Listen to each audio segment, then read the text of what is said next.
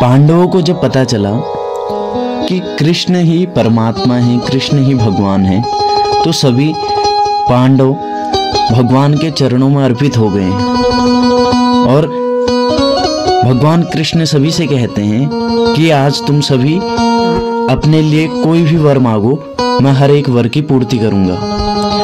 तो सबसे पहले युधिष्ठिर को कहा कि आप सबसे ज्येष्ठ पुत्र हैं, तो आप मांगिए, जो आपको वर चाहिए वो मैं आपको दूंगा। तो युधिष्ठिर कहते हैं कि हे प्रभु, मुझे एक ही वर चाहिए। वह वर है कि जीवन में कितनी भी विषम परिस्थिति आ जाए, मैं कभी भी सत्य से पीछे ना हटूं, कभी भी सत्य को ना छोड़ूं, बस इतना ही मुझे आशीर्वाद दे दीजिए। उसके बाद भीमसेन से प्रभु ने कहा कि हे भीम, अब आप अपना वर मांगिए। तो भीम प्रभु से कहते हैं कि प्रभु, मुझे तो पूरी दुनिया ने बदनाम किया हुआ है, लोग मुझे केवल भोजन भट्ट कहते हैं, मुझे बस एक ही आशीर्वाद दे दो कि उठते बैठते सोते हंसते खाते पीते हर एक परिस्थिति में तुम्हारी याद बनी रहे, बस इतना ही आशीर्वाद मुझे प्रदान कर दो।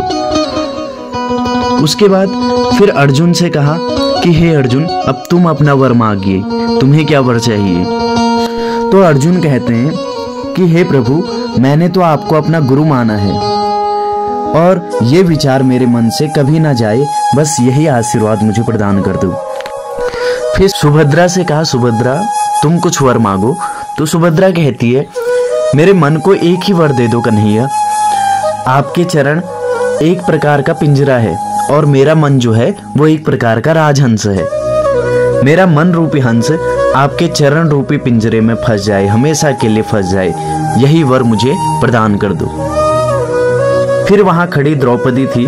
द्रौपदी ने कहा कि हे गोपाल, मैंने तो आपको हमेशा सखा माना है और आपने मुझे एक सखी माना है, तो बस ये सखी और सखा का भाव कभी भी दिल से ना निकले, बस मुझे यही एक आशीर्वाद दे दो।